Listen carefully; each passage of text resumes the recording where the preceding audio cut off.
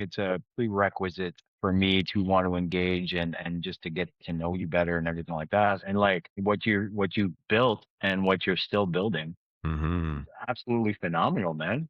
Thanks, Absolutely brother. phenomenal. Tell me, what was your primary initiative, and like what pain were you trying to solve when the TMR first came up? TMR, like Together Men Rise, is I call it a private men's group that I started with one of my best friends at that time. It came along as part of my process of healing and growing and expanding beyond the breakdown that I experienced, that rock bottom moment where I found myself, and from that rock bottom moment, I began doing things differently. I began looking for support. I began challenging myself to heal and be more.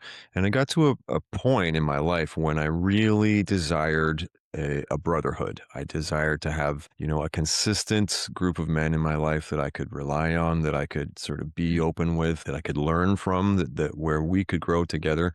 And I looked all over the internet. I searched high and low for a men's group that felt right to me. Many men's groups, and I didn't like any of them. They didn't none of them felt like the kind of place that I'd want to be like all the time. There were a lot of groups that were catering or sort of flavoring themselves a certain way, either as sort of wild burly men of the woods, fighting around a fire and sort of like getting it all out, in this sort of ultra masculine way, which is cool, once in a while, right? But I Yeah, yeah, didn't want to be that all the time. And then other groups were very sort of flower child, soft. Let's hold hands and sing kumbaya like hippie, let's cry with each other and hold each other. And again, that's fine. That has its place, right? I've done that, but I don't want that all the time, right? And I was literally having this conversation with a guy who was my best friend then, and he's more of like a jump in with both feet and just see what happens kind of thing. I tend to think a little more, contemplate, and between the two of us, he said, well, fuck it, let's just make our own men's group. And he brought in some of his like choice men, and I did the same, and we ended up with like 7 or 8 guys, and that was the genesis of Together Men Rise, right, for me. And it's yeah. been amazing. I've been running it. I've been the leader, although I was the founding father. We do like votes. There's a process, there's a charter, there's a whole structure, and so I have like legit been voted as the leader. I've been leading TMR successfully for like 6 years now. We meet up via Zoom every 2 weeks, and it's been Yep. it's been foundational. It's been transformative, right? It's been absolutely transformational, and every single one of the guys in TMR will attest to the incredible positive impact that a brotherhood like this has made in their lives. Yeah, 100%. 100%. I'm going to touch on two things there. You were searching for a men's group all over the place, and I know exactly what that feels like. So, what were you trying to avoid first by creating your own group, and what disconnected you from those groups? Why couldn't you have brought a different atmosphere to any other group you would have chose? So I think it could have been your calling, right? Because Yeah. you created your own tribe. But was there a discomfort in joining somebody else and bringing yourself forward to another group, or it just really didn't feel good to you at all? That's a great question. At that time, okay, 6 years ago, I know that I did not feel as strong. I did not feel as confident within myself. I did not feel as much of a leader, It would have been a case of me feeling like I probably had to fit in with whatever was existing. I just was generally very dissatisfied and frustrated with what I found. The conversation was with between myself and this other dude, and it was his sort of instigation, like it was him sort of reacting to my conversation. I hadn't quite thought of let's make our own men's group. It was him, right? just sort of jumping in with both feet, saying, fuck it, let's do this. And we did. And it really worked out. Another testament, you could say, to the power and the value of having some brothers in your life that you can open up to, right? Mhm. Because while I might sit and think longer than necessary, and maybe he would jump in sort of too often and do dumb shit for no reason. Between the two of us, we find some balance and we create something amazing, right? Yeah, yeah, yeah. Like I said, we've brought in some new members from time to time, whatever works best for you in your life and your personality. But Yeah, yeah, yeah, yeah. over the years, more or less 8 guys. TMR. Well, One thing. the vision all along was to bring in some other men that were equally like self-aware, that had had, you know, their dark night of the soul expand, just to become better men, you know, in the company of a brotherhood. And so that was the Yeah, foundation. It was never like the kind of men's group where it's like the leader leads and does all the talking and it's a seminar and everyone else gets to sit and listen, and maybe you'll get a question or maybe you won't. The intention from the beginning was to be a brotherhood of equals, right? We all get right. the opportunity to speak. We address the heart and soul work first. You know, Yeah, we talk about the personal challenges, the relationship challenges. We deal with all of that first, and then when every man's had his chance to speak, if there's some goofy stuff to talk about, jokes to tell, business things to talk about, you know, that's cool, and that comes after the important like heart and soul work. no. The guys I grew up with, I still have a very, very big foundation with them, a good friendship and whatnot. I don't see them enough. We don't Mhm. ever communicate as a group, but that's where it brought me. How did you progress and how better do you feel about this? And did it open the gates for brothers and kings? So are you still serving that pain or are you delegating from it? Yeah, it's interesting. I, Because a lot of people will mask mm, like what they're going and 3 years of support, but not really attacking what the primary issue is. That pain has it been resolved through your efforts? yeah, absolutely.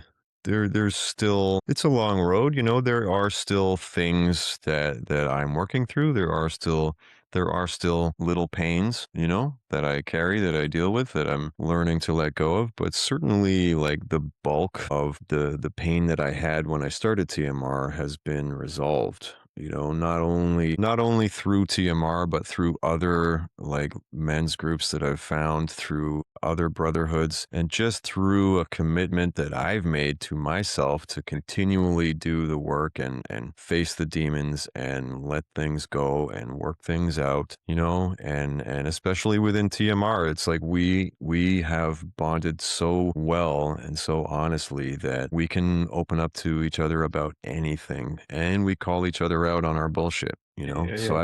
I've got like 6 or 7 guys around me at any given time that if they hear me or witness me beginning to tell a story and beginning to put up a mask and beginning to pretend, beginning to basically bullshit myself, you know, about whatever it is, they're gonna call me out. They're gonna hold me accountable, and then I get to, you know, face it. It's a pretty loose and friendly and happy group of gentlemen, you know, and we talk shit as good as the next man. Even just from the stupid conversations, you know, you begin talking about something and it goes off in one direction and then another. There's Mhm. always some gold. There's always like at least one of us that has an aha moment. One of us will be like, "Holy shit, that's what I needed to hear today." You know, Right. it's very And it's organic, stay. and Yeah. it's yeah, exactly. Yeah, yeah, perfect, perfect. Mhm. And it's amazing. The foundation of it is quite secure It in is. so much excitement. And the fact I say that is because what does brotherhood really mean? Mm. And not only to you, to me, to everyone else, because I feel like you weren't the only one looking for that. And then even Absolutely. when you're looking for it, nothing was clicking. And so I believe guys don't have the proper enunciation or the time or the method to emphasize what they're really looking at, nor on a platform. Mm. Right? If you're looking for a brother, it'll never give the essence or the read between the lines of what it's actually developing. Now, if an outsider comes and takes a look, like it's not checking his boxes, Right. right? So you and I both, I did the same thing. Started a brotherhood because I couldn't find what was purposefully going to heal me. And then even then, how quickly can you gain trust to open yourself up? Let's say even just 50 members. You got 50 different sets of opinions there. And that really puts a stake in a brother's back if he doesn't feel accepted. Right. So Yeah. going back, what is a brotherhood and how would you make it safe or inviting, right? For another man that's out there looking. I think a healthy brotherhood is a group of men who are foundationally committed to supporting each other, to considering each other as equals, to understanding that we all have our shit, we've all been through it, to loving each other, you know. Perfect freaking answer, bro. Perfect freaking answer. Men are scared to love. Well, we're Scared to never love. taught how to, you know. Okay. We are never taught how to love. We're never taught how to be ourselves. We're never taught what a good balanced loving relationship is supposed to look like. Not really, because we're conditioned more or less from birth to be tough and to not cry. That Yep. kind of conditioning creates a situation where now as adults, most of us are holding each other to that same standard. I've used this example so many times. It's like if I'm a man who has been conditioned to be tough and to have that stoic facade and to never cry and to never express his feelings, the side effect of that conditioning is that you never actually learn to feel your feelings. You don't know what those feelings are. Good. Certainly I didn't, right? I'm a very deeply feeling, very emotionally powerful man, and I know that now. But all of those feelings used to scare me, used to confuse me. I didn't know what the fuck was happening, and Yep. it all felt like anxiety, and it often just came out like anger because I was frustrated because I didn't know what to do with it. So we don't have the capacity to process these feelings because we're never given the space to do that. We're never taught. We don't have the vocabulary to speak about it, right? Mm-hmm. Because we're never given the space to do that. And Yep. so if that's me, if I've grown up that way, I can't deal with my feelings and I don't know what the fuck it is, and it frustrates me and annoys me. I'm going to shut you down so fucking fast, right? And then you're going to get to stay in the little box and I get to stay in the little box, and it's painful, but that's what we know. And so Yep. that's where we stay, and it There's a closet I might not open up again. exactly. You know what I mean? So It's going to be it's like, exactly. well, It's going to be a decade before you even dare to open up to anybody ever again. yeah. So what we Yeah. need, in my opinion, as men, is we need leaders who have done the work, who have been through the fire, who know how to feel their feelings and speak about it, who have come to appreciate what a superpower it is to be vulnerable. It's a superpower. I can say from my own experience, it is incredible to watch another man who has never opened up in his life. Suddenly now we're face to face because we're in the right environment. We meet each other, and I'm leading by example. I'm being vulnerable. I'm being easy. I am comfortable with myself, and I'm giving Mhm. him that space to do the same. And that man will light up and he'll start talking, and it is a beautiful thing. It's You know incredible. what? Reading up on you, Mhm. you have that aura that you can just be talking about whatever, and then it'll click up in another man's mind, and it'll just bothering me. It couldn't even be like relevant to what you're discussing. Yeah, has that happened to you? Yep. Over and Amazing, over again. amazing, and like that was a light bulb for me. Selling Harley Davidsons, people are talking about bikes, clutches, whatever, and with good comfort and emotion comes good deals. That's sales. You're selling yourself, Yeah.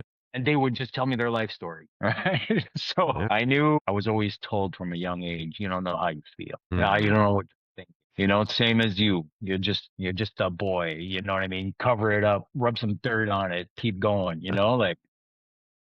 Yeah. So tell me about your first experience of vulnerability. It was so discomforted, but you realized whether it was 5 minutes, 10 minutes, Mhm. 10 weeks, that that moment had to happen. Tell me about that. Absolutely. Yeah. I had spent the better part of my life closing myself off, guarding my heart, just getting tighter and tighter within myself, right? More and Mhm. more isolated, more and more separate from the world, and also separate from my own heart, separate from my own masculinity. I didn't know who I was. I led myself mostly subconsciously, but with my actions, with my choices, with the pain that I was expressing, with the way that I hated myself, Mm. I led me into a complete emotional breakdown. I just blew up my whole life, my marriage, my relationships with my kids, just everything because I was a disaster on the inside, Mhm. and I was just falling apart over time. Okay. I led myself into that kind of breakdown. And once I got there to rock bottom, I like to say that I was blessed to wake up and have the clarity to look behind me at the trail that I just left, you know? Yeah, Yeah, the burning wreckage behind me, I could see it. I was blessed to have the clarity to say no more. I'm not doing that shit right. anymore. And so part of that going forwards process was me throwing myself purposely into situations that I never would have done before. I was pretty antisocial before because I didn't know who I was. I didn't know how to just talk. I was always judging myself and always trying to figure out what the other person might want to hear so that I could say that. And it was very uncomfortable. So as a formerly kind of antisocial person, I threw myself into like a social networking event kind of thing. It looked really good, and it was. Put some nice clothes on, and I went there. Okay, and I put myself in a room full of like 100 people where there were guest speakers and everybody was smiling and there was a little bit of food and it was a friendly, nice environment. I put myself right in the middle of it and I just started talking. I said hello to people and I told them my story of how of how I got myself there. Why was I there today?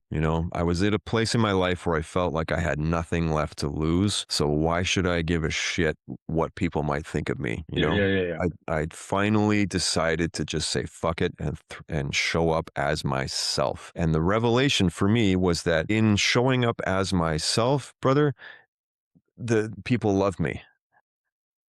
Yeah. People Yeah. wanted to talk to me. They listened to me. They smiled at me. They were like, "Oh my God, it's so nice to meet you." And it was genuine. And I could tell that it was sincere. And Yeah. it was like, holy shit. I'm getting a little emotional about it. It was such a revelation. Embrace me. And that Amazing. that was the turning point. How did you know you were being yourself? I was an extrovert. I was always outgoing, but really soft, really emotional, whatever, not knowing how to channel anything. I became who everyone else wanted me to be. I was Sure. intuitive. I was the guru at it, Mm, never knowing who I really was.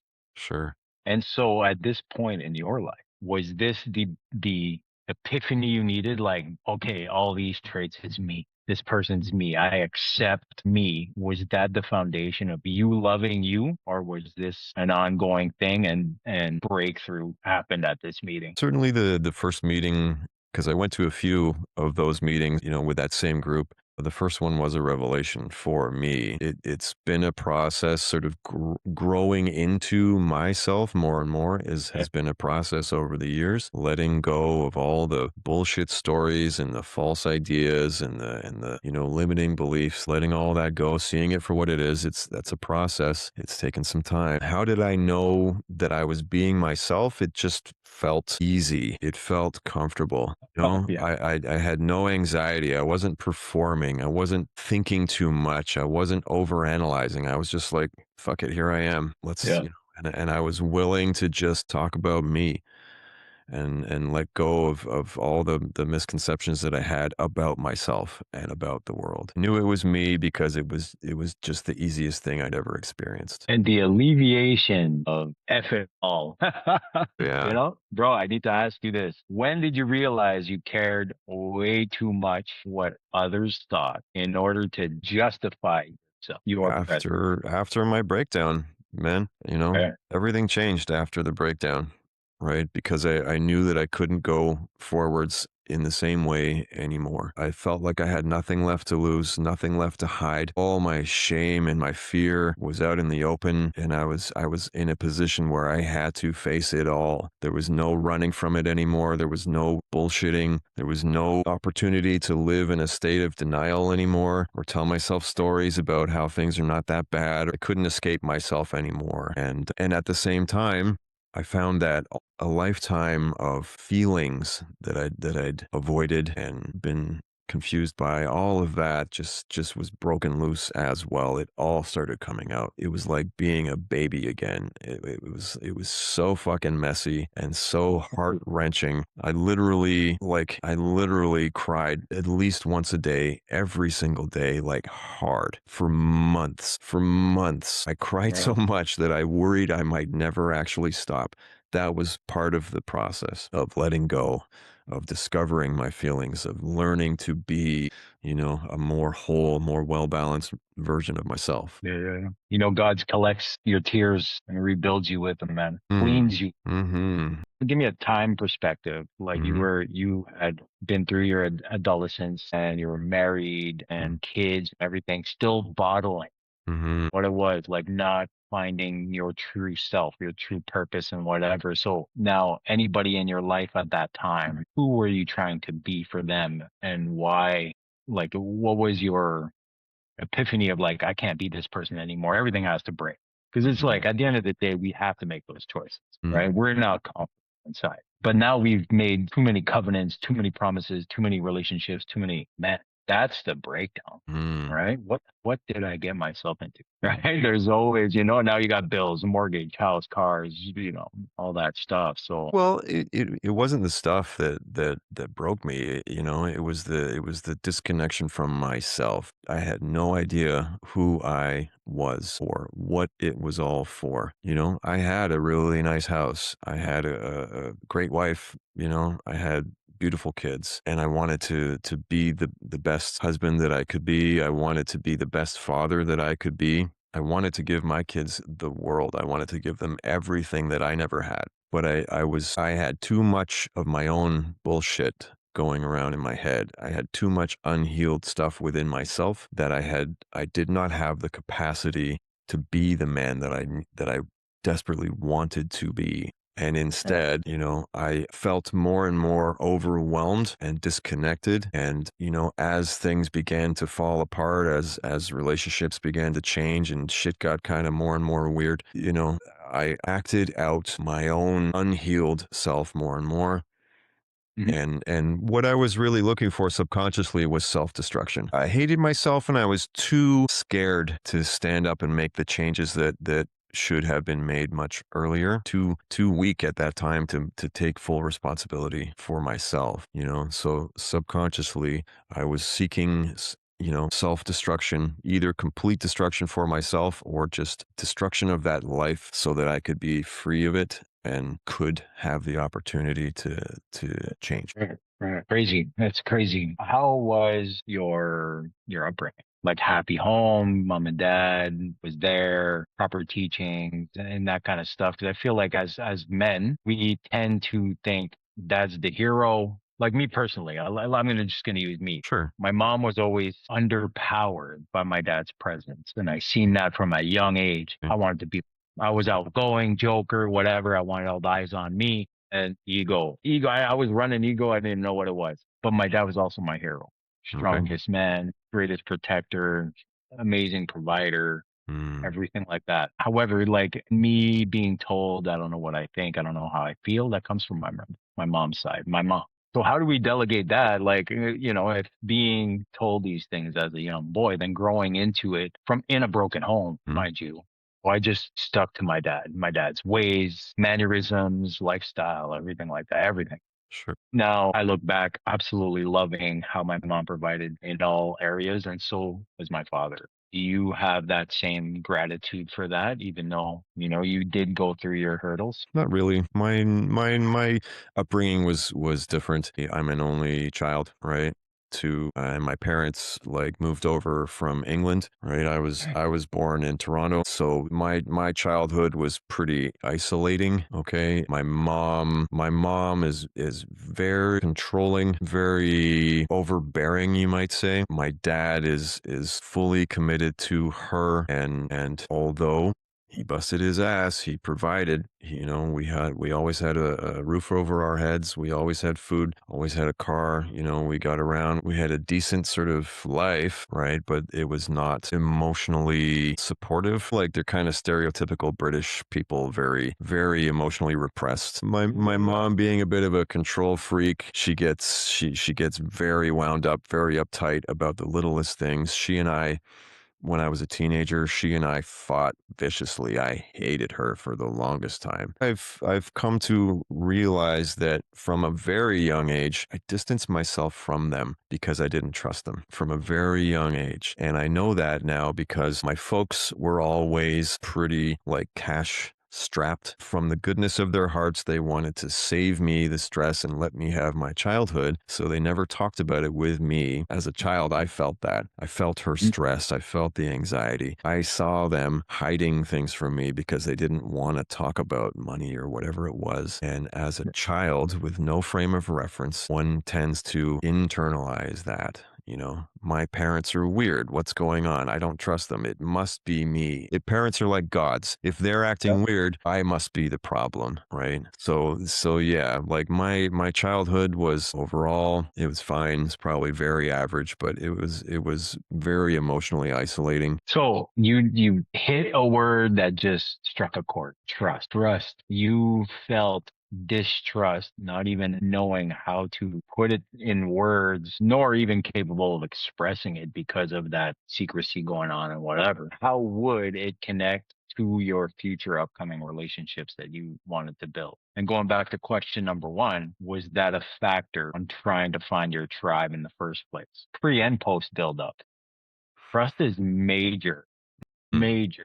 Love, Mm-hmm. trust. Yeah. I mean, it impacted all of my like subsequent relationships, I grew up feeling like I was the weirdo, like there was something fundamentally weird, odd about me. Very insecure, very self-conscious. I distanced myself from my parents. There's not a strong bond. There's not a strong connection. So I would say that I did not get a model of what healthy emotional intimacy looked like or felt like, right? So like most men, I got the idea eventually that like emotional intimacy and safety was achieved through sex as opposed to Slammed it. sex being a wonderful outcome of emotional intimacy, right? So yeah, like my parents' example definitely flavored my entire life up until my breakdown when I could see things and I began to let it all go. Yeah, impacted my relationship with myself, impacted my marriage, of course, impacted my relationship with my kids. Like I keep coming back to love, just because Mm, foundationally from childbirth, from Jeremiah 1:5, like love is something that is oppressed. To accept love, like that has to be built coming from a background like mine or like yours as you're elaborating. Like love has to be built and it has to be like foundationally inside us to pertain to vulnerability, and accept no matter what the outcome, it doesn't get smushed, right? And I never accepted love. Love to me was taught just like you, was tangible, okay, And then sure.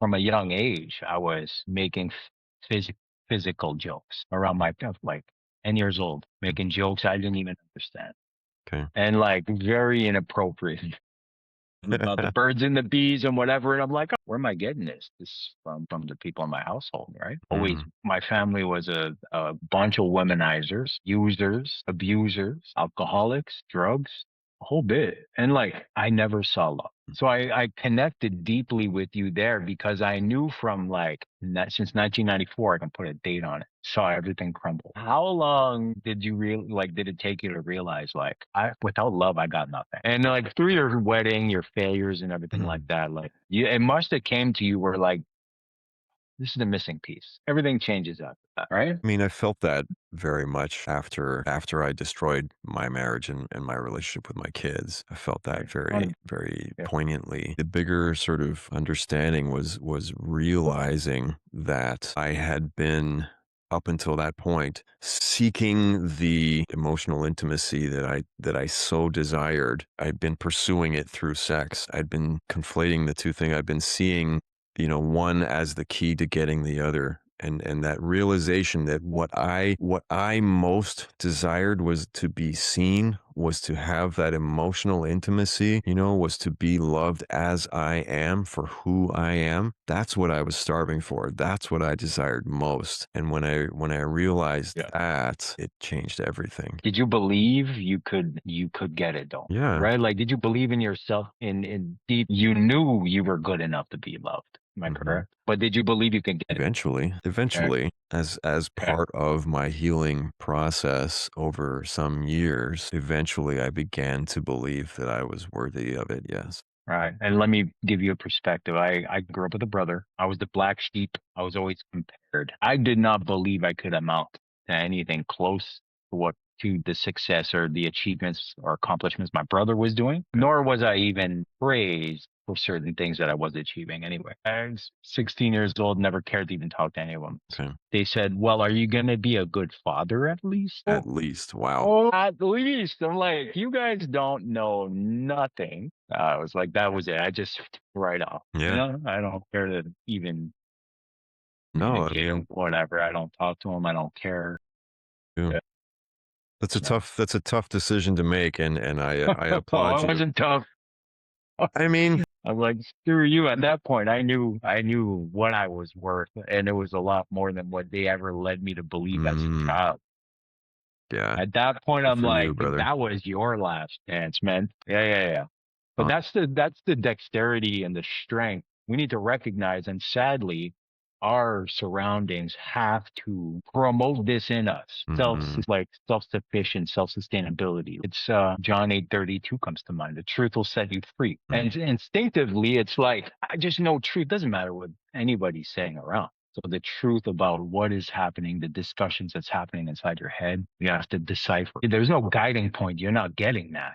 And I mhm, feel today, this day and age, this is what is wrong with society. Not only that, every channel you turn on, there's so many misguidances. This is yeah, by design, all day long. and so Yeah, many yeah, so many echo chambers. yeah. So much noise, brother. I'm not asking, well, how did it happen? Did they poke the stick? Like, it's not even about that, right? It's about like recognizing our own defeats, and rock bottom is a good place to be. Good place to be. Like, you don't build a house and a foundation on beach sand. No, you Yeah. don't. I Right. remember very clearly 2 years after I'd been through my rock bottom, I was still climbing out, right? But I was beginning to feel a lot better. I remember catching some kind of quote on a podcast or whatever it was, and it was a man speaking, and he said something like, "Most people never get the blessing of rock bottom," right? And that hit me so hard. Ah, Just dude, yes. reframed the whole experience. Like, most people never get to rock bottom, and they never find that place where they have to make a choice, Yeah. you know? Yeah. Silver spoon. Big silver spoon just went across my mind there, man. Sure, it was reframing the whole experience, right? Because it was a terrible experience, and not only for me, it was a Yeah. terrible experience for everyone connected to me. I did a lot of damage. I hurt a lot of people, and it was bad. So it's not just me that was going through something.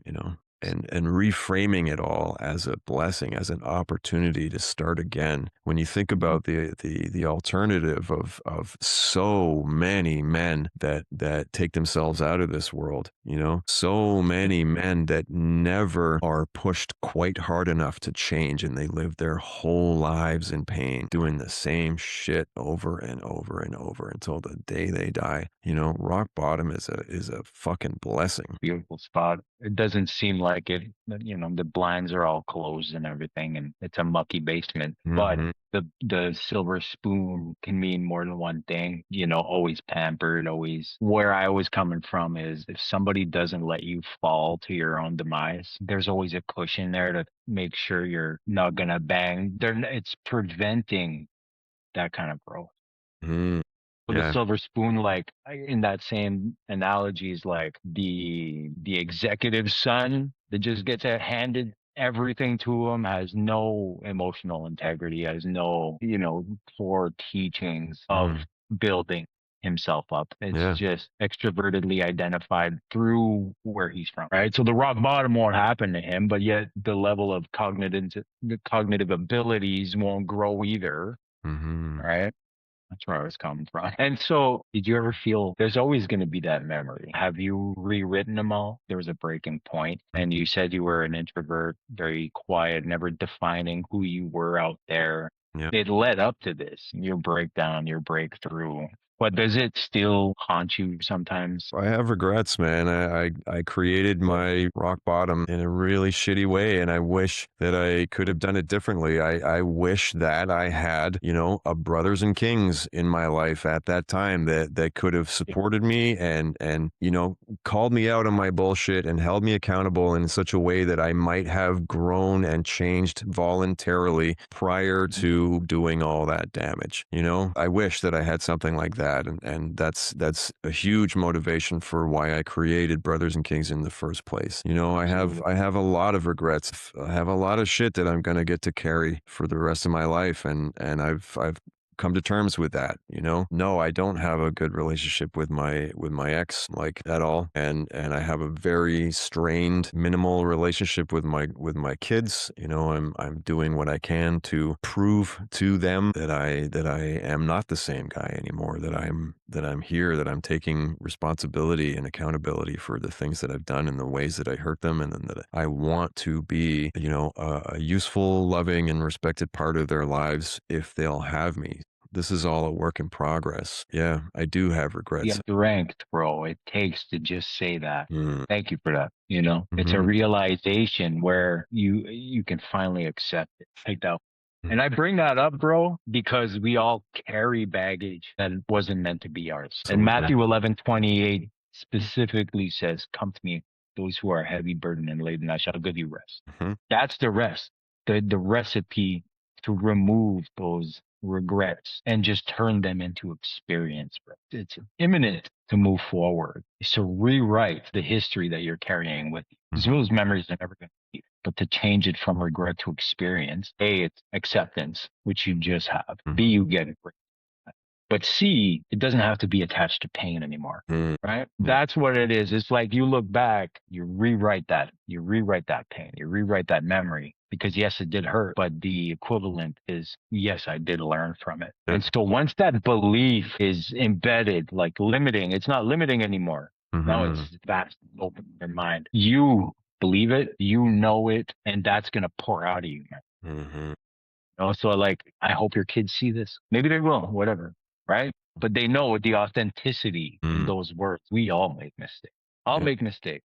The man that doesn't cast the first stone, exactly. right? Hell yeah, That's yeah. amazing. Thank you, brother. Why do men struggle to ask for help? Because you didn't. You're looking.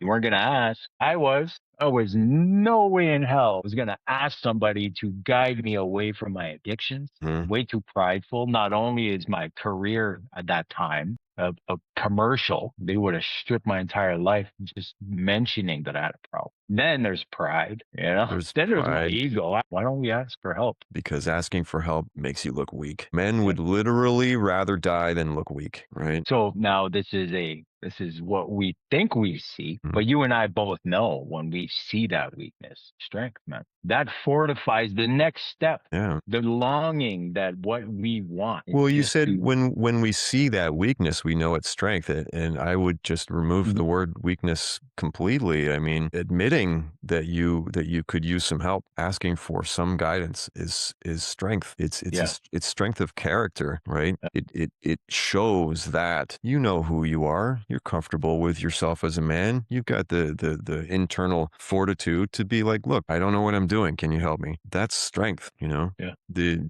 another part of the answer to your initial question that I want to add to is, like, for myself, yes, there was the desire to always appear strong, but more than that, for myself, there was a lack of self-worth.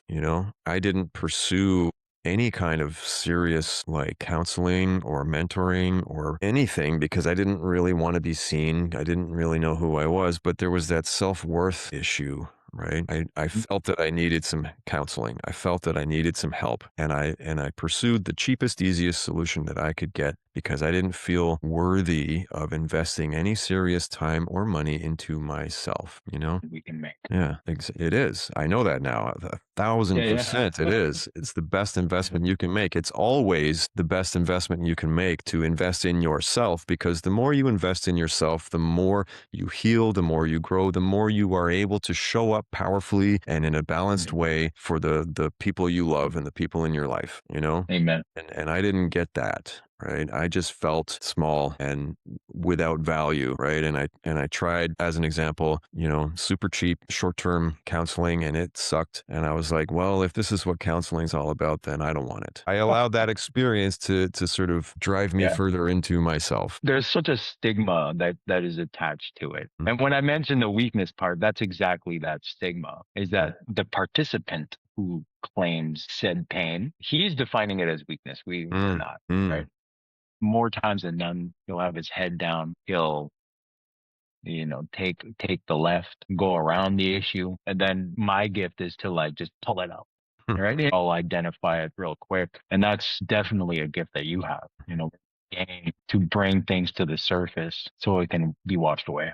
Sure. Right. Thank you. Yeah. Yeah, absolutely. What would have happened to your family? Doesn't matter how bad things were. Mm. Would have there been an opportunity to be like, listen, would that have been a possibility? Believe that there were many opportunities where that kind of thing could have occurred. Yeah. And I don't think it would have worked because neither one of us had the language for it. We were both in pain more and more, and we were both responding to that pain by retreating into ourselves. I retreated into myself. I kind of shut everybody else out. I shut myself down more and more because I was in pain and I didn't know how to deal with it. And she did a similar thing, in my opinion, because she didn't know how to deal with what she was feeling, and she certainly didn't know how to deal with me. I shut her out. I shut everybody out. So Yeah, yeah, yeah. yes, there were many opportunities, but neither one of us had the tools to take advantage of those opportunities. Right. And even if one of us were different, and let's say if I was able to initiate that conversation, I still don't think it would have worked because she didn't have the tools, right? If it's one of you doing all the work on Mhm. yourself and also doing your best to bring the other one along with you, right? It's hard enough to do the work on yourself. So yes, many opportunities for a different outcome, but at the end of the day, I think it was going to go the way it went, and here we are. Yeah, yeah, yeah. Here we are. We are on a new path, but it's good to be able to express it. I knew I was pushing everyone away. I was very expressive about what I was doing. I didn't know I was going to fix it. She changed me even more. I fell in love with her all over again. They say invite Jesus in you. Why, Mm-hmm. why would I do that? He's already here. What if you would have let him take the wheel, or was he already in the driver's seat? But you were trying to be a backseat driver. When did you let Jesus take the wheel? When did that happen for you? I'm going to say that I'm still finding my way into that understanding. To me, has seemed very much like a disingenuous man-made structure of control, and I have rejected it as such. And part of my healing process over the last 9 years has been finding my way to God, you could say, on my own terms. I'm building my own relationship with God, and I like what you just said, where you quoted the sort of allow Jesus into your heart, and your question was, why would I do that when he's already here? And I am of the Yeah. same mind. God is within all of us. We are all expressions of God, right? Yeah. And I believe that. And as I said, I am coming more and more into that relationship, with God, with myself now, and I love it. It's beautiful. It's honest, and there it is. Words. Best words there. Mm, Because like if it's too complicated, it ain't from him. It just ain't from him. And exactly. like I was saying cult because cults are a derivative of some doctrine. Mm, And then they formalize this ideology around it and then create a big group. And now my playbook that I wrote is all around Matthew 6:33. And I believe it's the greatest verse in the book. mm, Seek ye first the kingdom and all its righteousness, and everything else will be done unto you. But like it says in the book of Luke too, that kingdom of God is inside us. It's Seeking like, externally for the answers mm, when all man, the answers are already within you. that's If right. you calm down, get a little quiet, find some peace within yourself and look inwards, all the challenges and all the answers are right there. Yeah. I very much resonate with the discussion of intuition, as one of our missing abilities, right? I was very disconnected from my own intuition. I am sure that every human being on this planet has a strong sense of intuition, right? It's just like that's another thing that we're not sort of given permission to experience as men. It's always feminine intuition, isn't it? Right? And I, again, after my breakdown, eventually through the course of my healing, I came to understand and appreciate my own intuition. And I have learned that my intuition is pretty fucking strong and very accurate, right? And it was just a case where I needed to learn its language, right? Yeah, yeah, yeah. My intuition, I now know, has been present in my life all the time, and I experienced it as anxiety. I experienced it as physical discomfort. I experienced it as overthinking, and because it was uncomfortable, I actively rejected it Yeah, as a habit, absolutely. right? Yeah, yeah, yeah. And then there came a time where I suddenly realized, oh shit, this is how my intuition speaks to me. And now I trust it. Now I listen to it. Now I know what it feels like the moment it comes up. And it's a very powerful tool that we all have. And to your point, we don't use it much. One word that will wrap this question up, or this statement of intuition, obedience. That's what it means. How do you obey God? Shit. He's talking to you in your body all the time. Mm, It's never audible. It's through a YouTube video. It's through a book you read. It's through the sign you see on the street. sure. Feeling in your gut, and it just coincidentally, which is never coincidence, but it's in alignment with your thinking, your erratic thoughts, and then it changes you. That subtle feel good hit to your stomach. Mm. You act on that obedience. Yeah, agreed. The choice before you in that moment is to accept what it's telling you, Yeah. because I've tried to question it. It's like I acknowledge what I'm feeling. I understand that is the direction that's going to be best for me, but why is it the direction? There's never an answer. You're never going to get an explanation. So the answer is to have faith. It's to know what you're feeling, to have faith even if that's not necessarily what you feel like you want to do. The path. So have some faith, don't ask questions, and just do that, and you'll be fine. Trust the process. So now we want to talk about like healthy masculinity. And I know that's a great topic of yours. What does it mean to you now to be a leader of men? That's the bridegroom, right? No, Both in unison, working as one. it means everything to me. Finding my heart as a masculine man, finding my connection to my masculinity and embracing it has been life changing. Realizing the beauty of balanced, healthy masculinity has been life changing. Right? It's now a lens through which I can see the pain and the unbalanced expression of masculinity in so many dudes. Balance, right? you Yes. can be you can be a jacked, huge, manly man who does no harm and takes no shit. Okay, you can be like a monster of a guy and nobody will fuck with you, and that's cool. You can protect your family. You can inspire a feeling of safety and relaxation with your Mm. kids, right? Just as an example, you're this physical beast of a dude, but you know how to be soft with your woman. You know how to just be grounded, and if she's a very emotional type of woman, you can let her sort of spin around and have her things, and you can just be there and be grounded and be the anchor for her, Mhm. and she will adore that. Absolutely. So Yeah. yeah, the balanced masculinity is everything, right? It is the king that you have inside you, that you most desire to be. It's a beautiful thing. Better to be a warrior in a garden than a gardener in a war. Exactly. Yeah. Now I've Mhm. seen a lot of knuckleheads and juice heads and whatever, and they're just explosive and they egotistical. Most of them are still in their 20s and early 30s.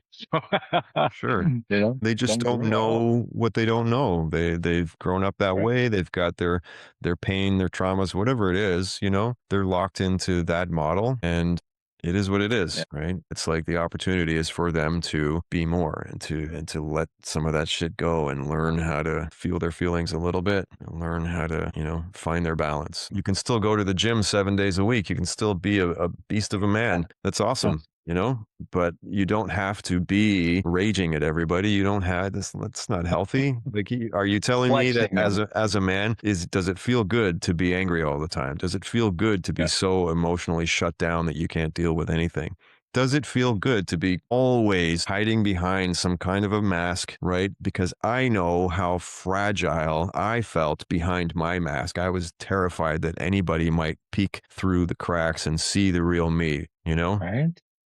Yeah. Yeah. More aggressive the mask, the more, in my opinion, the more afraid you are of being seen behind it. Where is the awakening in all this? It's always like an epiphany, right? And I truly believe that men like you and I are coming out in numbers right now. So the awakening, that was all encompassing of your breakdown. Yeah. Is that where it's like an aha? Yeah, that was the catalyst. That was the moment, Okay. I've had conversations with some men that have just organically found their way over time to a more open and balanced, way of being, and Mhm. they've just had a desire and they've pursued it over time, as I said, and found their way without the breakdown. And that's awesome. Yeah, But yeah. yeah, for me, the Yeah. the the final breakdown was it. That was the catalyst for everything. I know Brothers and Kings. I was connected with you through Rosa. I felt a significant pull. I was like, well, why did I meet this guy? Nothing happens by mistake. Yep, agreed. So if and when you do come across my audience and vice versa, Mm. what do you want them to know? I want them to know that they're not alone. I want them to know that there are brotherhoods, there are men's groups available to them, like Brothers and Kings, as my favorite example, of course. Yeah, yeah. Brothers and Kings is a 24/7 open forum community, right? It's got a learning library built in with downloadable podcast style content. It's Yeah. got a lot of built-in resources. It's got like what I call like featured brothers who have like who are specialists in their particular field. Like I've got a financial advisor, a fitness coach. I've got like another men's coach in there too. And within the brotherhood, within Brothers and Kings, we are all equal. And I've taken everything I've learned, everything I've experienced within TMR, and built it into Brothers and Kings. And I've made it as comprehensive as I can, where a man can find everything that he might need to find his heart, find his people, and pull himself out of the darkness. And Mm. my philosophy, or my intention, was to make something that a man can ease himself into. He can find himself there. He can find his worth there. So part of why I structured Brothers and Kings the way I did was to make it easy. You can dip your toes in. You can say hello. You can, look at the conversations. You can see what other men are talking about. You can be inspired by the learning library. You can find your way, at your own pace. And when you feel comfortable enough, or when you have something you want to ask or talk about, it's right there. You can do that, right? And my belief is that the more you involve yourself, the more comfortable you'll become, the more you'll learn, the more you'll grow. It's a Baby. self-perpetuating sort of beautiful process. This next question, two parts, has to do with self-discovery. Mhm. There's a good part of your programs that are about self-discovery. So now, what do you think the introductory or the prerequisite questioning should be to make a man feel more comfortable right away? How can we make it easier in a 30-second clip? The question that's ringing in my mind right now is simply, are you happy? Yeah, yeah, yeah. You know, Yeah. are you happy? Are you, when you look into the future, are you excited? Are you happy about it, right? Or do you feel a sense of dread of doing the same shit for another 20 years, 30 years, however long? That was a question that rang in my mind before my breakdown. And I rationalized it away. And I gave myself all sorts of excuses why I shouldn't be unhappy. The fact of the matter was that I was miserable, right? And how often does a man get asked in a genuine way, are you happy? If you're not happy, if you can be honest with yourself, if you are not happy, what do you want to do about it? And if you're Mm. ready, we have a solution for you. How do you know what happiness is? Most of us don't even know. That's a question I've asked myself more than once. Yeah. Am I happy? What is happiness really? Well, I'm feeling like even the tone of that question is giving you the answer. You know, I know the if you're asking what is happiness answer. really, you're so used to being unhappy that it feels normal, right? Yeah, so like, I knew that I was unhappy. I just was too afraid to really admit it to myself. I think that we all know when we're unhappy, right? It's the comfort zone. It's you what's nailed it. familiar. I was very used to feeling terrible, and I was very used to hating myself and, rationalizing my behavior and telling myself that it wasn't that bad. And I was used to being desperately uncomfortable in my own skin all the time, and miserable all the time. And so it became what was normal for me. And this is why I call healing a journey and not a destination. Every small step is a huge win. And Absolutely. we can live the rest of that day on that small step Mhm. gracefully. That's Mhm. you misunderstood. You had a bad day at work, your boss is pissed, whatever. Mhm. Like we tend to sit on that Sure. and then let it ruin our day. That Yeah. Add that one experience to the pile. I would project a very happy dude, Mhm. always in alignment with content. And if you ever saw me, I was smiling. I was throwing a joke and whatever. And the minute that, I'd go back to my transport truck or whatever, man, I was like, it would make me feel good. I'd be Mhm. like, man, I'm living like that all the time. I just Yeah. want to genuinely be the person they think I am. Sure. The more you pretend to be that guy, knowing that it's not true, the further you get from yourself. I know all too well how far off the rails a man can get. Is it just us? Are we in this bubble where everyone else has great supporting groups and like we're just the only two here? No case. That's right. I never Mhm. found it. I never found that comfort. I don't know if you've had your trials with alcohol or gambling or drugs or anything like that, but I replaced a lot of it. My grief, my anxiety, I went to drugs. I was doing this and this and this. And he's like, man, I wish I could do that much during the week. And I'm like, dude, I Sure. was relying on it. That's the problem. Doesn't matter how much, right? So then right Okay. away, I was like, that wasn't a Mhm. problem, dude. I wish I could do that. The fact that I was working Monday to Friday just to get to that point, Mhm. and even then, it was on Tuesday I was there, Wednesday I was there, like, no, I was chasing that high for an artificial happiness, man. Mm. And that's never the cause. It's always the effect. Yep. Everything, our reactions is always the effect. Mm. What do you think it takes for that man to open up? Like if a guy's sitting out there watching us Mm. and he's busted, bro, there's always a way to find your solace. And that's what we're here for.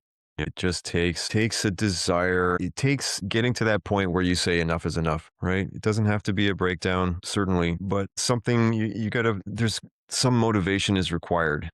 It's easy, no matter how painful it is, it's easy to just sit in the same hole day after day. And a lot of Yeah. guys do that, day after day. If you never get to a point where you say enough is enough, you might never find the determination to seek out another man that you can actually talk to, right? Maybe, you've got your lifelong friends, your most trusted guy friends, right? And that's beautiful on one hand, but if they're all a bunch of emotionally isolated, idiots, you can't talk to them.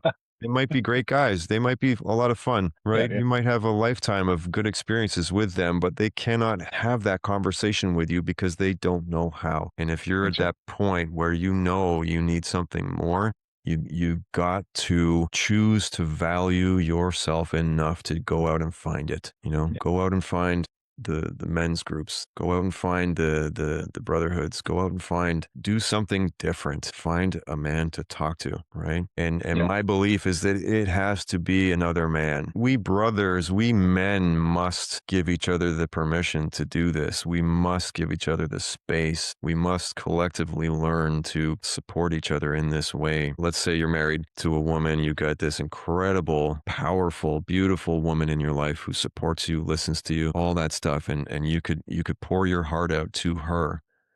And that's a beautiful thing. And yet, you then, as a man, have to go back out into the world eventually and face all the other men in the world, most of whom I want you to shut the fuck up and not bother anybody else with your problems, right? So the most supporting, loving, wonderful woman in the world is just not gonna change anything, not really, Mhm. until men support each other. And right away, I felt vulnerability was also necessary. So you touched on anger. Hmm. That's what happened to me. Sick and tired and pissed and like, however, I was sinning through that. And Psalms 4:1 in a nutshell is be angry, but do not sin. Hmm. So then that's when I discovered to pray dangerously. You know, he's our dad. Challenge him. Challenge him. He'll put you in your place. He's an all loving father. He will guide you. So be yourself.